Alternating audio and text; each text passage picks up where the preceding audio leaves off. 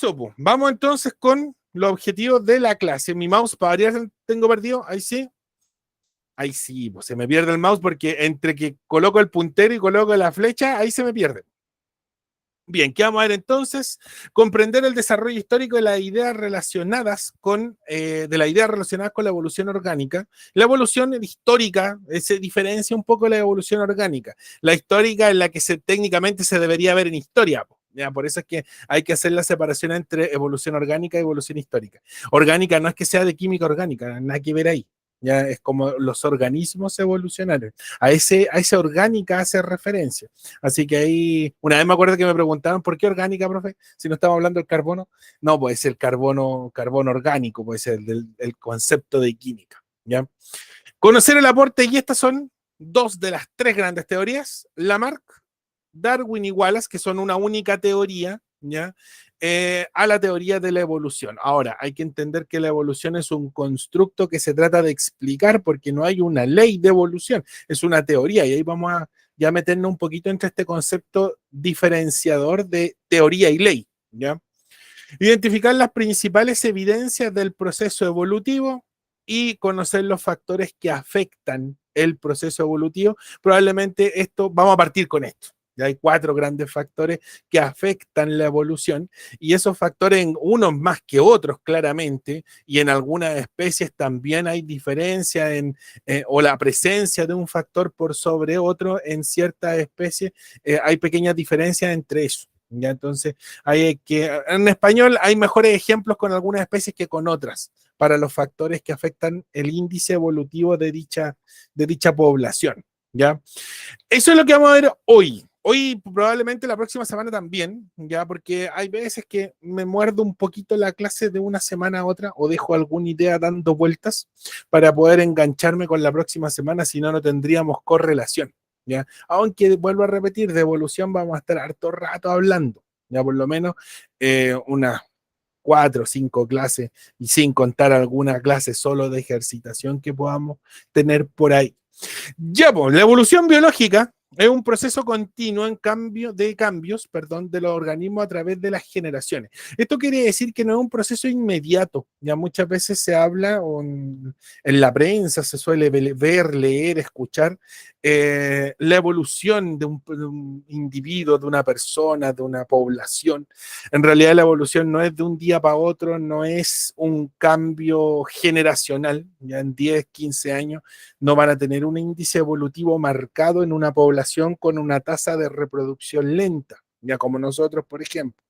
Entonces, hablar de que una persona evolucionó es bien difícil, ya bien difícil desde el concepto evolutivo, ya evolución de pensamiento, por ejemplo, ahí ya ese otro verso, o de conceptos, que también ese otro verso. ¿Ya? Pero a nivel de especie, la evolución siempre involucra cambios a larguísimo plazo. En realidad está directamente relacionado con la capacidad de reproducción. ¿Ya? Yo puedo ver un proceso, un episodio evolutivo, pero en bacterias, por ejemplo, que tienen una capacidad de reproducción, cada 20 minutos se están reproduciendo. ¿Ya?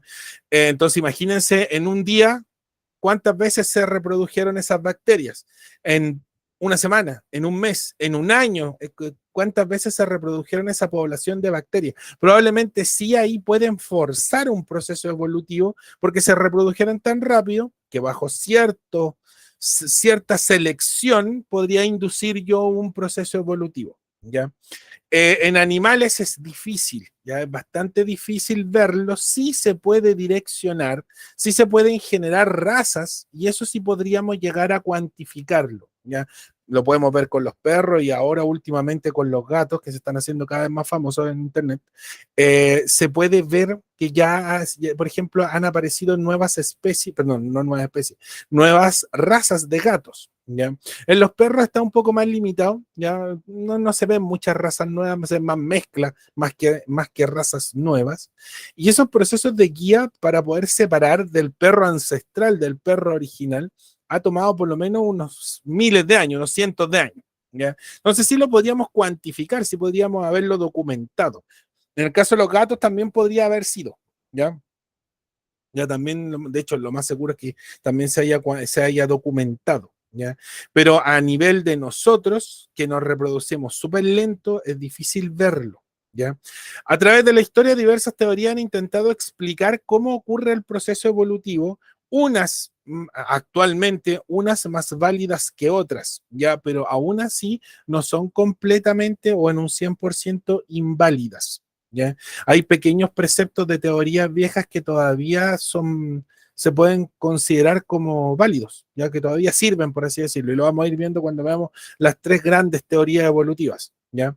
Ahí les dejé el árbol filogenético de la vida así a grandes rasgos, porque el DEMRE nunca les va a preguntar dónde están las bacterias, la separación con las arqueas, o dónde se separan las arqueas con los eucariontes, no. Ya eso ya sería prueba de filogenia o prueba de zoología, y claramente en el DEMRE no entra, ¿ya? Lo que sí tenemos que tener claro es que tenemos todos un ancestro común, ¿ya? Y mientras más cercanas estén estas como ramitas, ya, por ejemplo, tomemos los fungi con las plantas, ya el reino fungi con las plantas, que están un poquito más cercanas si considero, por ejemplo, no sé, los halófilos con los diplomonadas. Claramente este punto de aquí con este punto de aquí están muy distanciados. Ahora, si yo sigo hacia el origen, va a haber forzosamente un punto de convergencia, ¿ya? Y ese punto de convergencia indica que todos venimos de un único ancestro común, ¿ya? Esa es la idea base. Y considerando ese ancestro común, forzosamente tenemos que tener ciertas características como especies, que alguna vez podríamos decir que fuimos todos una única especie, ¿ya? Y que debido a diversos factores y cambios ambientales se fue generando esto, porque esencialmente quien ha generado estas separaciones ha sido el ambiente, ¿ya? Y ciertas necesidades que puedan llegar a tener para evitar la competencia dentro de una población, ¿ya? Todos esos conceptos los vamos a ir viendo, el concepto de competencia, el concepto de población, etcétera, ¿ya? Esto nada más que considérenlo, este pequeño arbolito, como la presentación de lo que vamos a ver de aquí para adelante, ¿ya? ¿Dónde estamos nosotros? Nosotros estaríamos aquí en los animales, ¿ya? En esta pequeña rama. Y esa rama, a su vez, se separa también, tiene dos grandes divisiones. Ya los animales se separan en vertebrados e invertebrados. Y dentro de los vertebrados tenemos 5 grandes divisiones: los peces, los reptiles, los anfibios, las aves y los mamíferos. Y dentro de los mamíferos tenemos como 13, 15 divisiones, y ahí es donde aparecemos nosotros, por así decirlo. ¿Ya? Entonces, claramente esto cada vez que yo me voy concentrando en una población, en una especie en particular, esto se va dividiendo muchísimo, ¿ya? Vuelvo a repetir, sí tenemos ciertas similitudes, y esas similitudes parten esencialmente en que todas estas especies que se ven aquí, en este árbol filogenético, vienen, uno, de un ancestro común, ¿ya? Y lo otro que no podemos perder de vista es que vivimos en el mismo planeta. Y el planeta y las condiciones ambientales del planeta tienen la tendencia a mantenerse por mucho tiempo, ¿ya? Entonces, claramente, esa persistencia ambiental es lo que va generando que las especies se vayan adaptando y vayan apareciendo similitudes unas con otras, ¿ya? El ambiente tiene mucho que ver aquí. Ya no, nunca dejemos, perdamos de vista la fuerza ambiental, ¿ya? Eso. Bueno, este proceso ha originado la forma de vida actual a partir de un ancestro común. No se olviden de eso, que esa es como la gran idea que tenemos que mantener, porque el DEMRE la suele usar mucho como encabezado de ejercicio, ¿ya? Entonces, les va a aparecer ese mismo cuadrito como encabezado de un ejercicio, ¿ya? Entonces hay que tener cuidado. Bueno, creo que más adelante tenemos un ejercicio. Ah, no, pero después, son de teoría. Vamos a ver los factores. ¿Qué afecta? ¿Cómo afectó este árbol filogenético de la vida o cómo se vio afectado? Se vio afectado esencialmente por estos patrones, por estos factores que van a ir alterando el concepto de evolución, ¿ya? Vamos a tener 4 grandes factores, y el primero, el más importante, el que podríamos decir que prácticamente el 70%, 60-70% de la presión que se ejerce para poder evolucionar es dada por la selección natural, ¿ya? Entonces la selección natural es el principal factor que afecta el proceso evolutivo. Este es el número 1, por eso aparece primero aquí, ¿ya? ¿Qué dice la selección natural? Esencialmente es la sobrevivencia y reproducción diferencial de los individuos de una población. No les quise masticar mucho el término, ¿ya? ¿Por qué? Porque el DEMRE a veces suele utilizar un lenguaje un poquito subidito de tono, ¿ya? Entonces, muy explicado, muchas veces cuando uno lee el encabezado no lo entiende. Ya me pasó hace muchos años atrás, cuando recién estaba haciendo clase, que les explicaba a todos los chicos, todo molido, para que no tuviera ningún inconveniente. Y el problema es que hay veces que entraban preguntas con un lenguaje, con un metalenguaje, como le dicen ellos, muy elevado, y no las entendían tampoco. Ya por mucho que yo me haya esforzado en explicarles todo. ¿Qué significa reproducción diferencial? Y ahí empecé a explicar término por término, ¿ya? La reproducción diferencial es cómo se va seleccionando ciertos individuos para que puedan reproducirse y sean solo ellos los que se puedan reproducir, ¿ya? Entonces la selección natural en cierta forma toma a los individuos más aptos, por así decirlo, y trata de que ellos preserven sus genes, ¿ya? De tal manera que los más fuertes, los que comen más rápido, los mejores cazadores, los que corren más rápido, sean capaces de sobrevivir. Esas características al reproducirse pasen a su futura descendencia y esa futura descendencia someta esas características a prueba y si son aptas para la sobrevivencia de ellos, sigan perpetuándose en el tiempo, ¿ya? Entonces, ustedes me podrían decir, es que la selección natural entonces es súper discriminadora porque elige solo a los más fuertes y los más débiles los deja para afuera. Sí, lamentablemente aquí la evolución, la selección natural, aparte de cruel, es súper discriminadora, ¿ya? La evolución se basa en la discriminación de caracteres y la selección natural lo que hace es discriminar los caracteres débiles y dejar solo los fuertes. Por lo tanto, nosotros, por ejemplo, que somos en este momento la parte final de un proceso evolutivo, podríamos decir que tenemos los genes más aptos, ¿ya?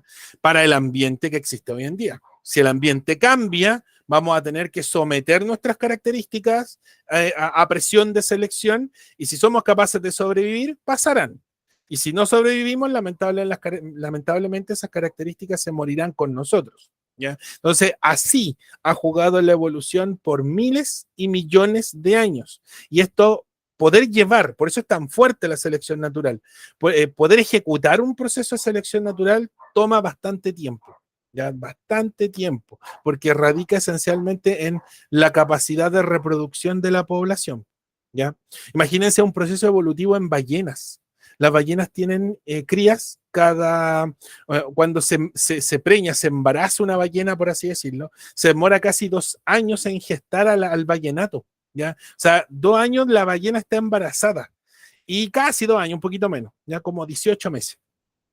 Y con lo lento del crecimiento, ese ballenato para que pueda considerarse adulto, tienen que pasar como 20 años para poder optar a reproducirse recién. Entonces, claramente su capacidad reproductiva es súper lenta, por lo tanto, sus procesos evolutivos también tienen que haber sido, solo podemos concluir, tienen que haber sido súper lentos, ¿ya? Vuelvo a repetir el ejemplo anterior, las bacterias que se reproducen súper rápido, están siendo sometidas a selección continua y rápidamente pueden ir discriminando las más aptas y las menos aptas, y las más aptas sobreviven, se reproducen y repiten el ciclo. Ya por eso es que en 20, una hora, en una semana, ya ven pequeños y notorios cambios, ¿ya? Eso, ese es el primer factor evolutivo de presión importante. Ya la selección natural es el más importante de los 4 que vamos a ver aquí. El segundo, ¿ya? Y que lamentablemente es fortuito, son las mutaciones. Las mutaciones pueden hacer que una especie cambie por completo. Es muy visible en bacterias, de hecho, ¿ya? Y lo más seguro es que al cabo de un mes, al cabo de 2 meses trabajando con bacterias, ya ustedes vean diferencias entre bacterias por mutaciones, ¿ya? Por selección natural y por mutaciones. Probablemente sea así. Las mutaciones, el nombre lo indica, son cambios en el material genético de forma directa. Por haberlo duplicado tantas veces, pueden inducirse pequeños cambios, ¿ya? También se pueden inducir cambios por factores ambientales, como por ejemplo una radiación ionizante, una radiación ultravioleta, ¿ya? Una luz ultravioleta que afecta a las bacterias. Eso afecta su código genético y están mutando, ¿ya? Entonces, las mutaciones son cambios a nivel genético y que pueden originar genes nuevos, ¿ya? Ojo con este término alelo, ¿ya? Alelos es igual a gen, es exactamente lo mismo. Vamos a cambiar aquí el puntero. Ustedes si quieren ahí lo complementan, se están tomando notas. Alelo es lo mismo que decir gen, ¿ya? Gen. Ahí sí. Es lo mismo, ¿ya? Es lo mismo, exactamente lo mismo. Tenía que haber traído la tableta para escribir, habría sido más cómodo. Para la próxima clase voy a escribirles en manuscrito, ¿ya? No con el mouse. Alelo gen. ¿Ya? Entonces, podemos generar nuevos genes producto de estas mutaciones. El problema de las mutaciones, y por eso no es tan fuerte el cambio que puede generar una mutación con respecto a la selección natural, es que como son aleatorios, son fortuitos, yo no sé si los cambios pueden ser visibles o no. ¿Ya? Por ejemplo, del total nosotros, ¿ya? Nosotros como especie, el Homo sapiens, en nuestro código genético, del total del 100% de nuestro ADN, nosotros usamos con suerte el 2%. ¿Ya? Y eso ahí guardamos. Es como comprar un, no sé, un disco de 1 TB, ¿ya? Un disco con harta capacidad, y ahí voy a guardar un archivo de Word nomás. Y ahora tengo un archivo de Word ocupando un ínfimo espacio en un disco enorme de 1 TB. Eso es en lo que nosotros usamos de nuestro material genético.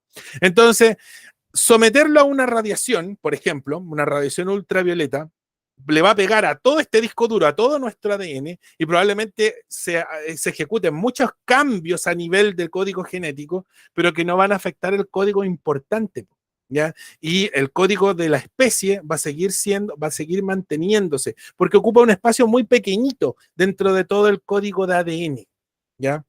No sé si queda clara la definición de mutación y los posibles cambios que pueden generarse. La Anto dice que no hay problema, porque me puse una manito así. ¿No? ¿Ninguno? ¿Ángel? ¿No? Eh, no, ninguno dice el Ángel. Ya, perfecto. Entonces, la selección natural es el más importante. Las mutaciones son el segundo más importante.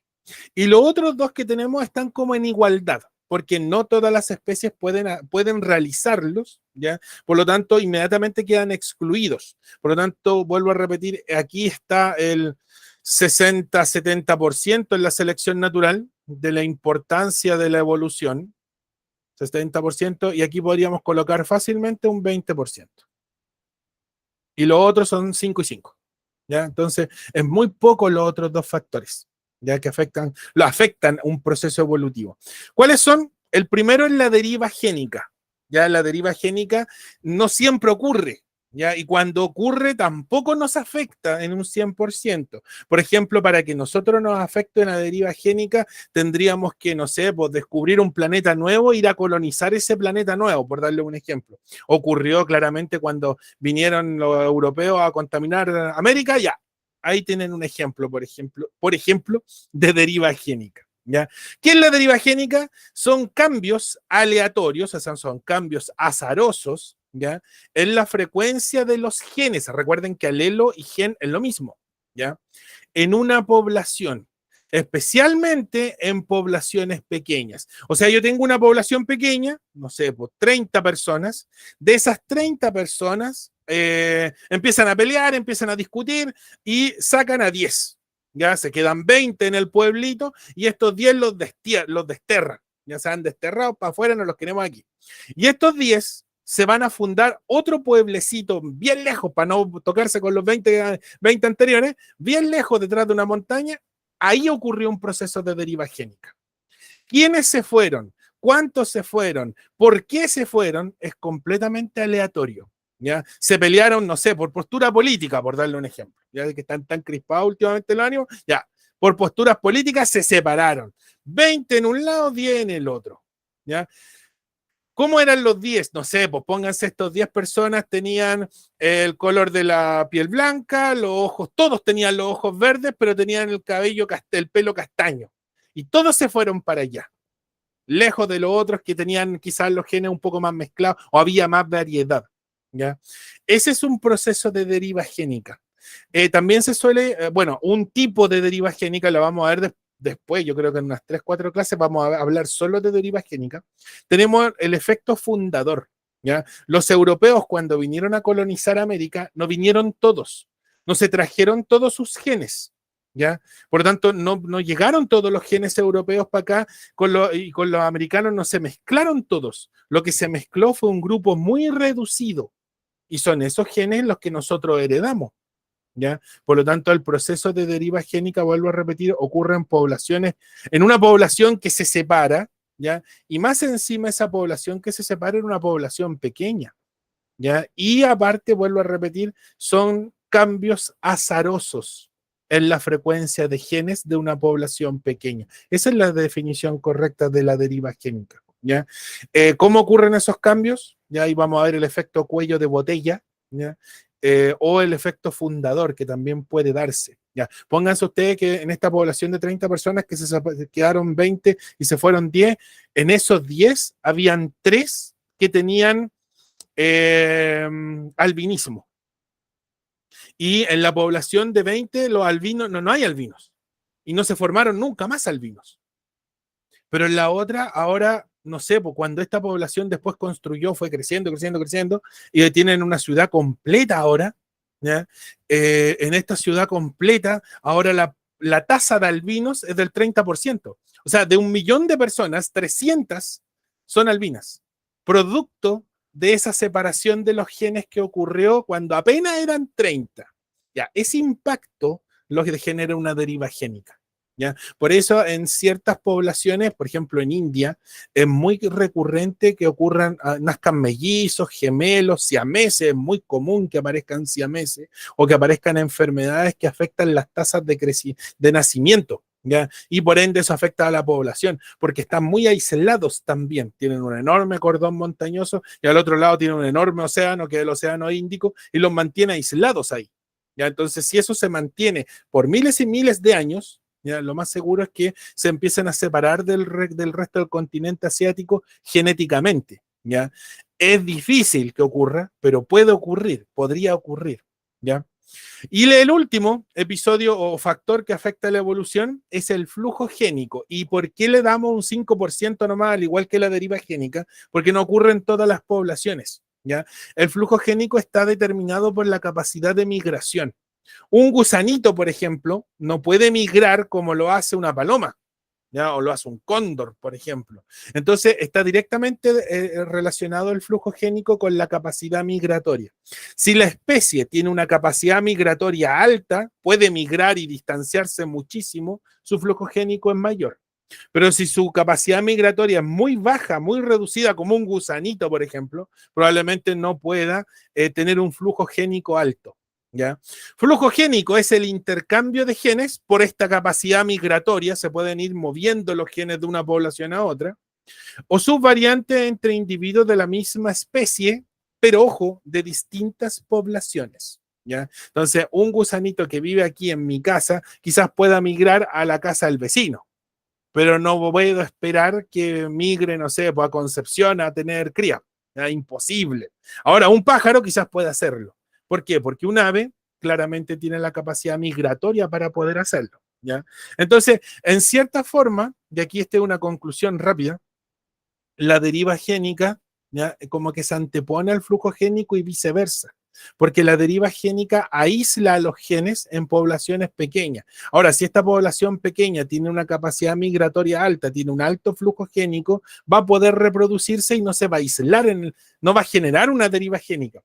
¿Ya? Eso también lo vamos a ver más adelante cuando veamos la definición de deriva génica y veamos exclusivamente la definición en una clase de flujo génico. ¿Ya? Dudas con estos 4 grandes factores. Ahí vamos a colocar el 5% que me faltaba y aquí colocamos el otro 5% que me faltaba para completar el 100% de la evolución. Como decía ahí el niñito de YouTube. ¿Alguna duda, chiquillos? ¿No? ¿No? Levantó la mano la Antonia. Cuéntame, Antonia. ¿Me escribes o me...? Ya, no entendí Pregúntame. muy bien lo del flujo génico. ¿Si puede volver a explicar? Por supuesto, por supuesto. Ya, el flujo génico. A ver, vuelvo a repetir. El flujo génico está directamente relacionado con la capacidad de migración. Si yo puedo migrar, voy a llevarme mis genes a ese nuevo lugar y por ende, al llevármelos, puedo reproducirme con otros individuos, pero de mi misma especie.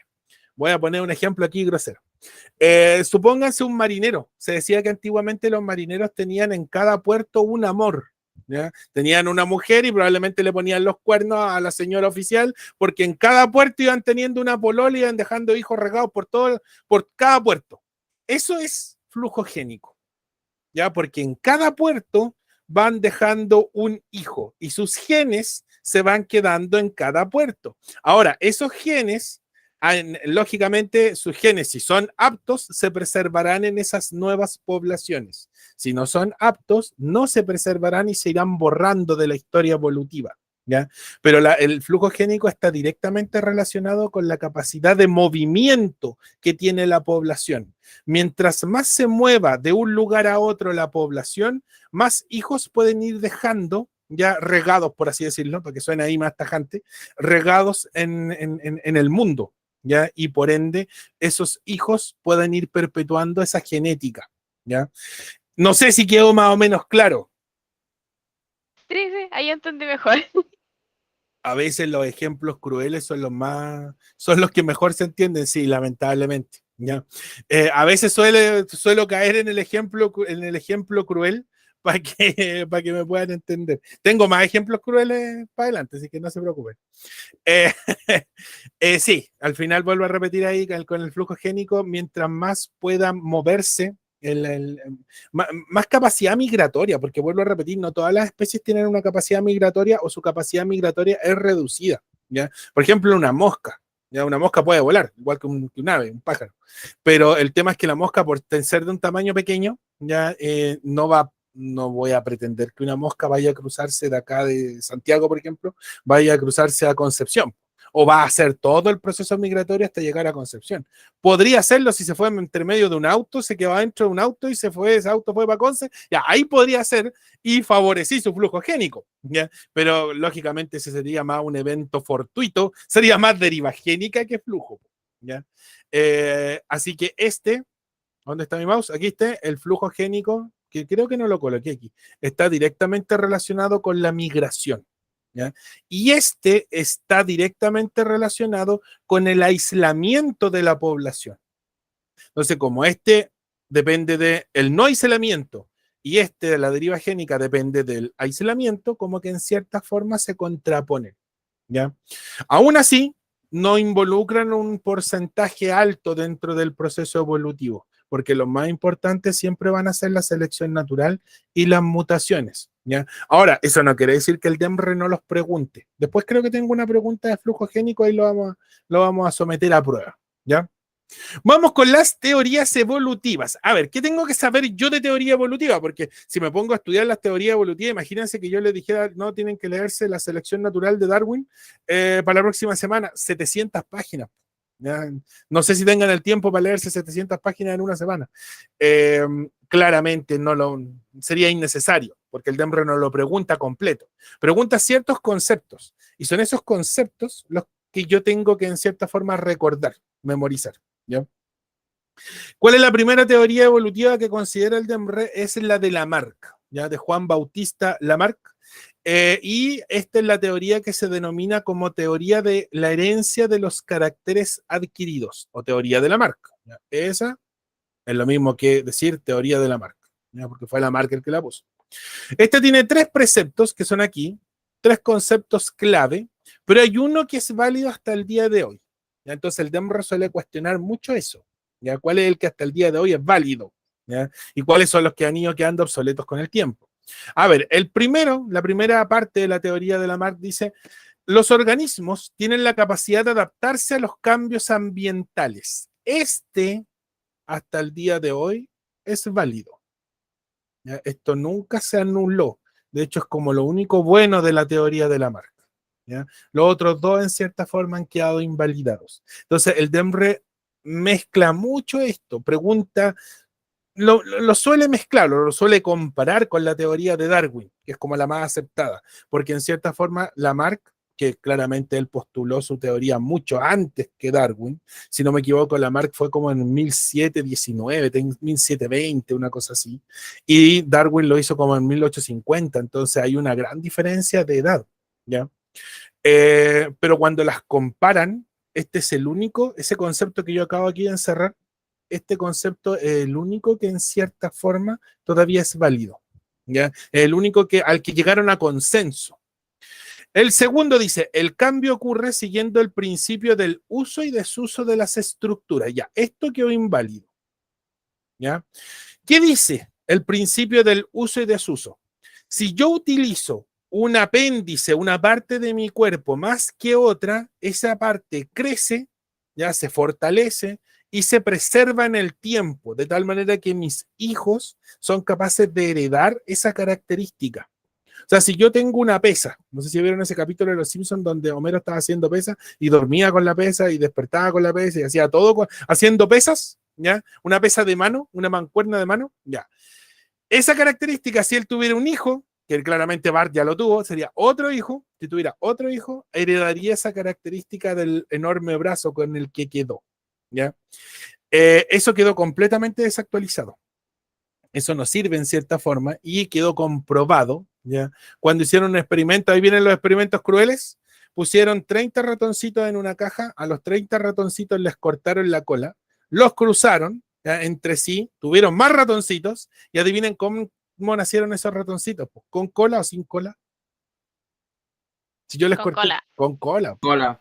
Claro, dos nacieron con cola. Y a esos ratoncitos con cola que nacieron, les volvieron a cortar la cola, los volvieron a cruzar y nacieron con cola siempre. Pues. Entonces, pese a que la estructura no la tenían, ¿ya? Y no le daban uso, aparecía igual.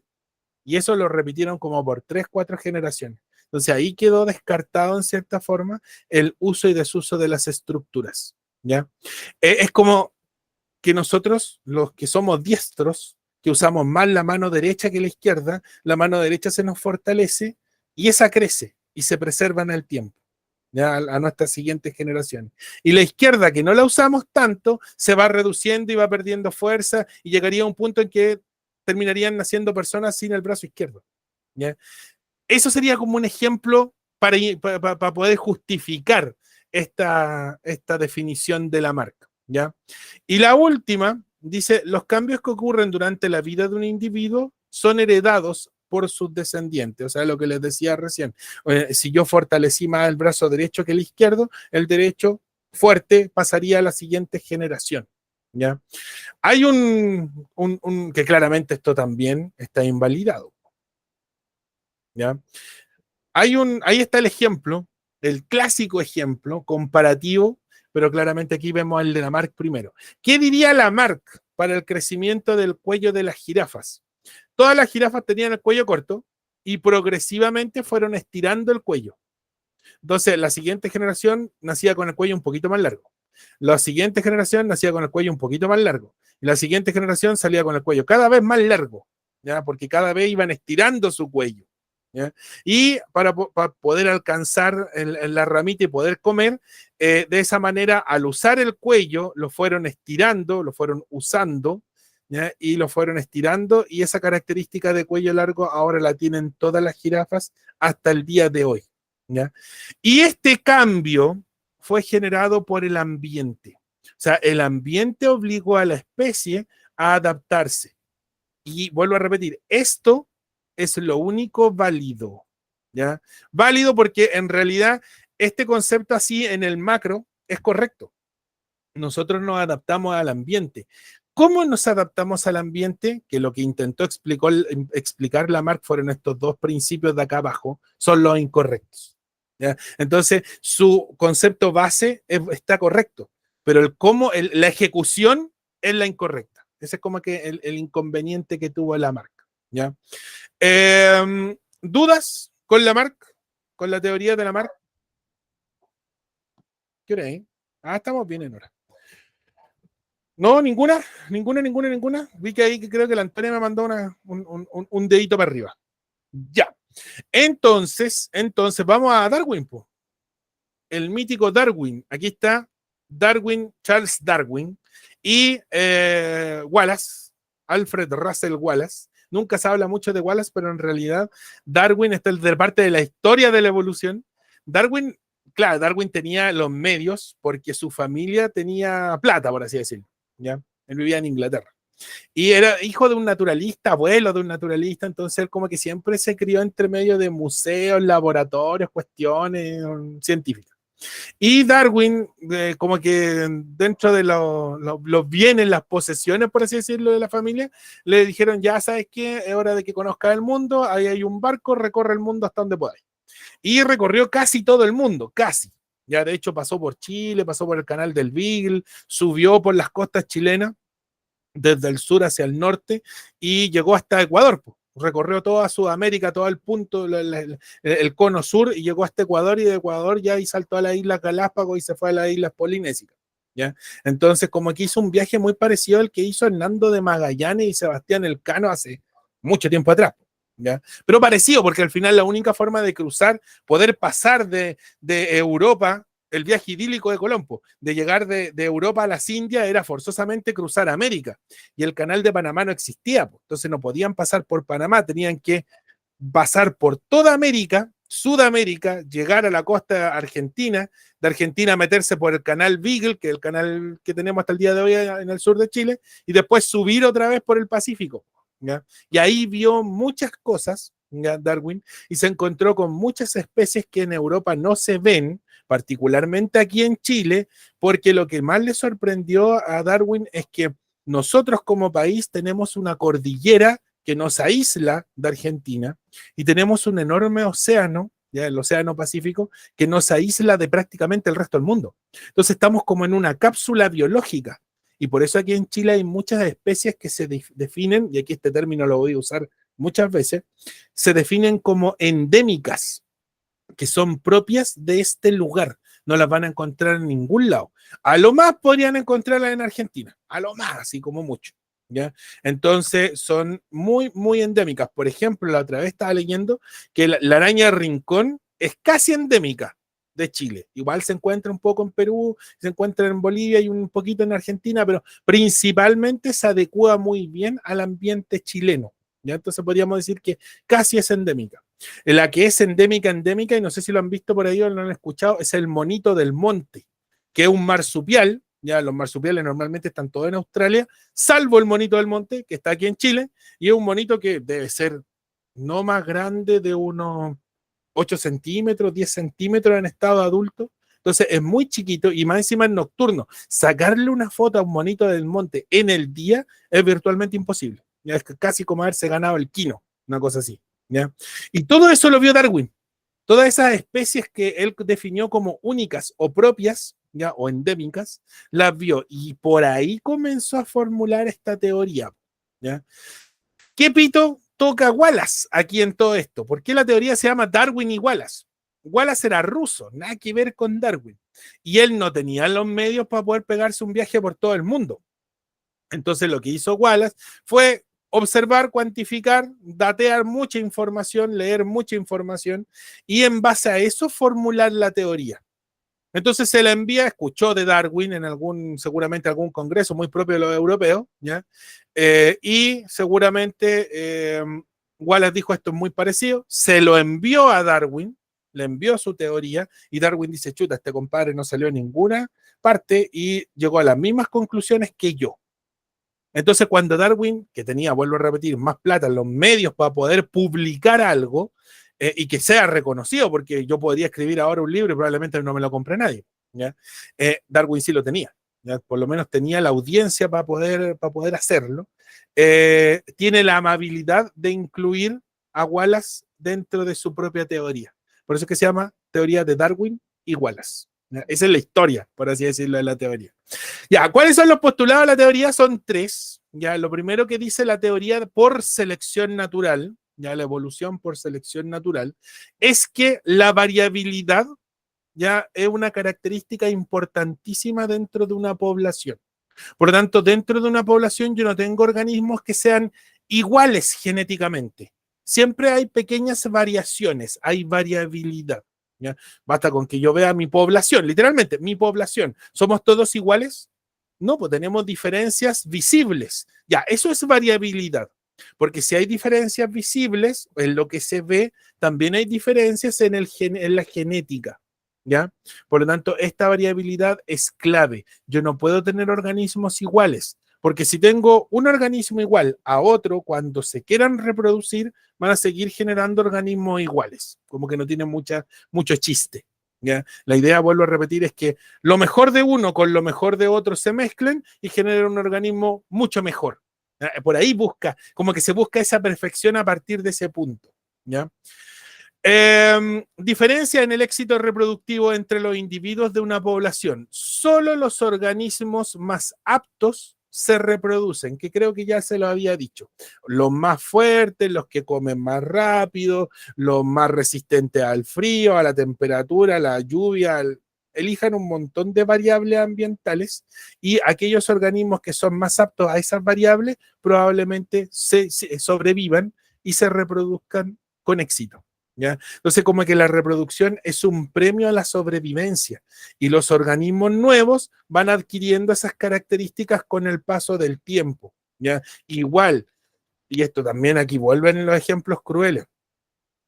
Darwin, dentro de lo que me acuerdo del libro, porque lo leí hace muchos años atrás, como 15 años atrás, dice que dentro de una camada, particularmente en mamíferos, y lo pueden ver con perros, con gatos, que son como los ejemplos así como más visibles.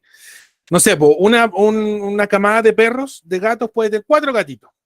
De esos 4 perritos, 4 gatitos que nacieron, le apuesto que no sobreviven todos.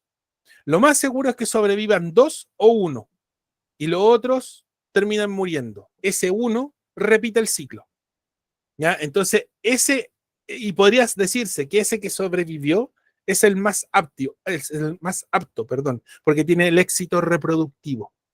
Entonces, ese tenía la mejor combinatoria de genes con respecto a sus otros hermanos. Ahora, estos preceptos evolutivos, como le dije, que son tan tajantes, no se aplican a nuestra especie, porque en nuestra especie nosotros tenemos una carta que después de la Segunda Guerra Mundial, de la tendalá que quedó con la Segunda Guerra Mundial, apareció un grupo de países que dijeron no podemos permitir esto y vamos a formar las Naciones Unidas y va a aparecer una carta de derechos humanos. Por lo tanto, tenemos que asegurar un mínimo, un piso de sobrevivencia. Y ahí, en cierta forma, las teorías evolutivas dejan de aplicarse para nosotros. ¿Ya? No puedo hacer que sobrevivan solo los aptos. ¿Ya? Sería fascista caer en lo que cayeron los alemanes en ese tiempo. ¿Ya? Entonces, en cierta forma, no se aplican estos conceptos a nuestra especie. ¿Ya? Ojo con eso. Nunca vayan a rebatir políticamente con teorías evolutivas, porque si las piensan y les dan un poquito la vuelta, suenan bien fascistas. ¿Ya? Entonces, claramente para nuestra especie no se aplica. ¿Ya? Para los animalitos y para los vegetales y para los hongos, lamentablemente a ellos sí.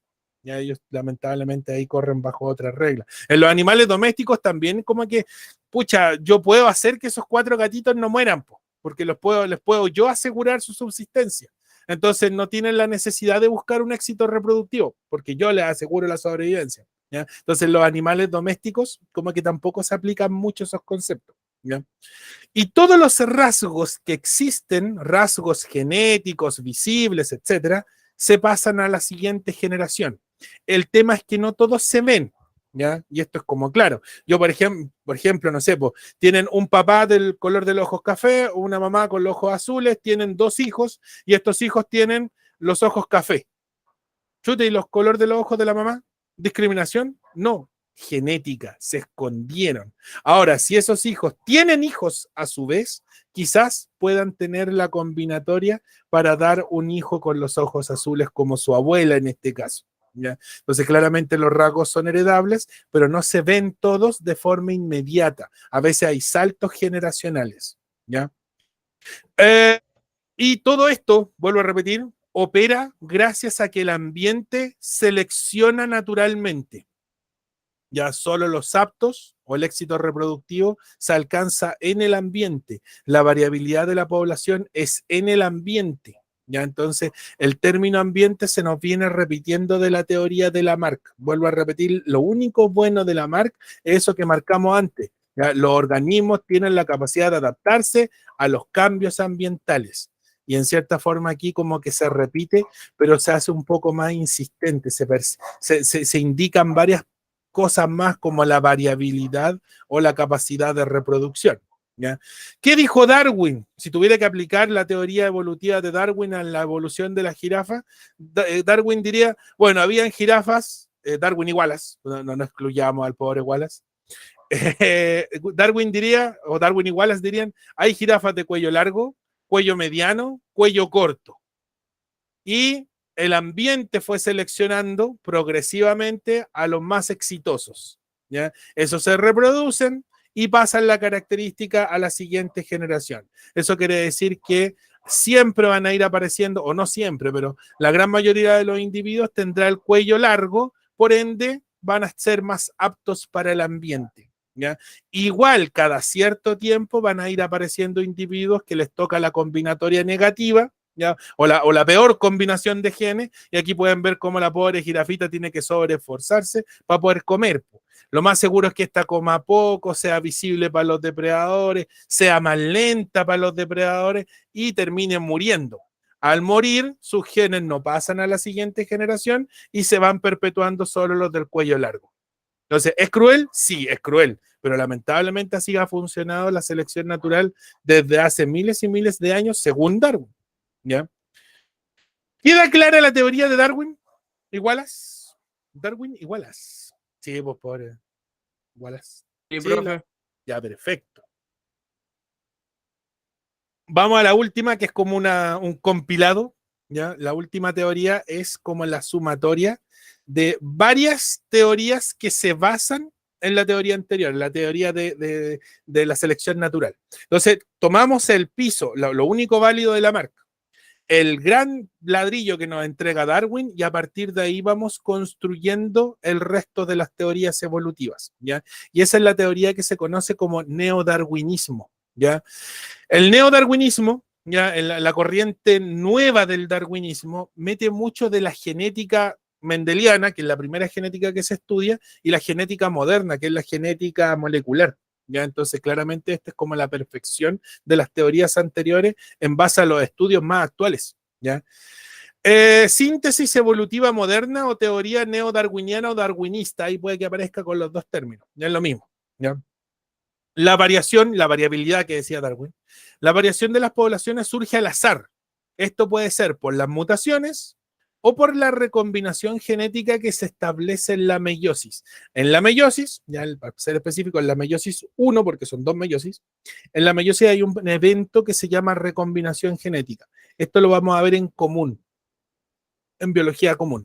Y en biología común nos vamos a especificar cuándo ocurre y qué ocurre con la recombinación genética. Porque, por ejemplo, ustedes dicen, pero es que, a ver, si yo tengo un hombre, una mujer, tienen hijos, dos hijos, esos dos hijos son iguales genéticamente, chuta, deberían serlo. Si los genes del padre y los genes de la madre no se modifican, siguen siendo los mismos. ¿Y por qué el hermano uno con el hermano menor, el hermano mayor con el hermano menor son distintos entonces? Son parecidos, pero no son iguales, porque ocurre esto, pues, la recombinación genética. Y esa es independiente de los gametos. Entonces, ahí la vamos a ver para que quede más claro. ¿Ya? Para no darles tanta vuelta con la recombinación genética. Entonces, la recombinación genética genera individuos distintos. Y las mutaciones también pueden generar individuos distintos porque ocurren al azar. ¿Ya?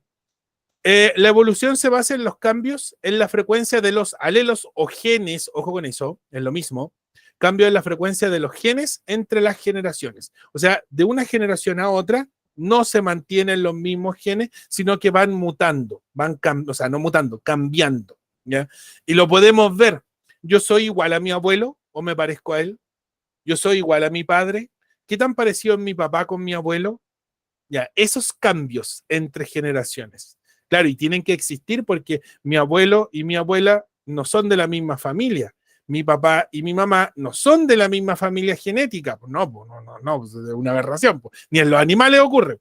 Y por ende yo y mi mujer no venimos de la misma familia genética. Entonces, como no venimos de la misma familia genética, vamos nutriendo nuestro grupo de genes. Y eso va generando pequeñas variaciones. ¿Ya? Pertenecemos a la misma especie, lógicamente. La especiación es el mecanismo por el que se generan nuevas especies. También vamos a ver especiación más adelante. ¿ya? Porque es importante dentro del proceso evolutivo. La formación de nuevas especies, con la que me la di mejor, la formación de nuevas especies ocurre en forma gradual, nunca es de forma inmediata, ¿ya? Cuando hay aislamiento reproductivo. Eso también lo vamos a ver, este concepto del neodarwinismo dentro de como 2 clases más, ¿ya? Y la evolución, perdón, ocurre, y esto es importantísimo, a nivel poblacional, no ocurre a nivel de raza, ¿ya? Raza o subespecie, ¿ya? Ojo, es lo mismo, por si acaso. Población asociado principalmente a especie. Entonces, una población es la que evoluciona, no evoluciona una comunidad completa, no evoluciona un ecosistema completo, evoluciona a nivel de población. Entonces, hay poblaciones que pueden evolucionar mucho más que otras y están dentro de la misma comunidad o están dentro del mismo ecosistema o dentro del mismo planeta. Por eso dentro de nuestro planeta tenemos especies distintas, porque han ido evolucionando en grados diferentes, unos más que otros, ¿ya? El neodarwinismo se alimenta de la paleontología, ya los paleontólogos entregan bastante información de cómo fueron en algún momento los organismos antiguos, la genética, ya la genética molecular, la genética mendeliana, aunque la mendeliana es más arcaica, pero la molecular es más exacta, ¿ya? Y de la sistemática y clasificación de los organismos. O sea, yo puedo clasificar a los organismos de acuerdo a las características que tienen. Y adicionalmente a la paleontología, puedo ir viendo cómo estos fósiles que voy pillando se parecen a los organismos actuales. Quizás no son iguales, pero son parecidos. Entonces, por ahí puedo ir construyendo o aseverando que todos venimos de un ancestro común original, ¿ya? Esas son las 3 teorías evolutivas, ¿ya? Las 3 principales teorías evolutivas que el DEMRE les pregunta. Quizás ustedes en el colegio, en el liceo, vieron más, ¿ya? Vieron, por ejemplo, hay una que se llama el fijismo, que es muy relacionada al creacionismo. Ahí tienen otra, ¿ya? Creacionismo, que Dios nos creó a todos por igual, y el fijismo indica que se han mantenido iguales las especies sin cambio durante miles y millones de años, ¿ya? Entonces ahí aparecen otras teorías que quizás las vieron o las debatieron, ¿ya?, en el colegio. Claro, hay que considerar que hace 3 años atrás ustedes estaban en primero, segundo medio, probablemente estábamos todos encerrados por la pandemia, quizás no lo vieron, ¿ya? Quizás se quedaron solo con estas 3 teorías evolutivas, no más, ¿ya? Estas son las 3, ¿ya? Esta, vuelvo a repetir, la última es la más válida de todas, ¿ya? Aunque vuelvo un poquito para atrás, la de Darwin no está invalidada, sino que como que está incompleta nomás, ¿ya? Y ojo con la de Lamarck, que sí tiene conceptos inválidos, y el primero es el único válido, ya que es como el concepto general, ya el de adaptarse al ambiente. ¿Ya? Y de hecho ahí aparece dentro de la teoría evolutiva que las mutaciones y la recombinación genética son son cambios que se adaptan o permiten a la adaptación al ambiente, ¿ya? Entonces ahí vuelvo a repetir, Lamarck no está completamente inválido, ¿ya? Cuando, por ejemplo, ustedes estén estudiando esta clase, cuando la estudien, después de repasarla, traten de hacer este cuadro comparativo, ¿ya? Teoría de Lamarck, sus 3 postulados, teoría de Darwin, sus 3 postulados, la síntesis moderna o neodarwinista y sus 3 postulados para que los puedan comparar. Si ustedes repiten esta síntesis después de haber estudiado, ¿ya?, o estudian solo con esta síntesis, que también les puede servir, están prácticamente al otro lado. Ya no es necesario que vuelvan a repasar las teorías evolutivas, porque ya se las sabrían. Tendrían que pasar solo a hacer ejercicios, ¿ya? Y si tienen alguna duda, pueden pasar directamente a esta lámina, porque aquí está prácticamente el resumen de toda la clase, ¿ya? Eso pues, chicos. Bien, la próxima semana entonces seguimos viendo evolución, ¿ya? Vamos a seguir viendo evolución. Estaba viendo si tenía otra lámina, pero hasta aquí llegamos, ¿ya?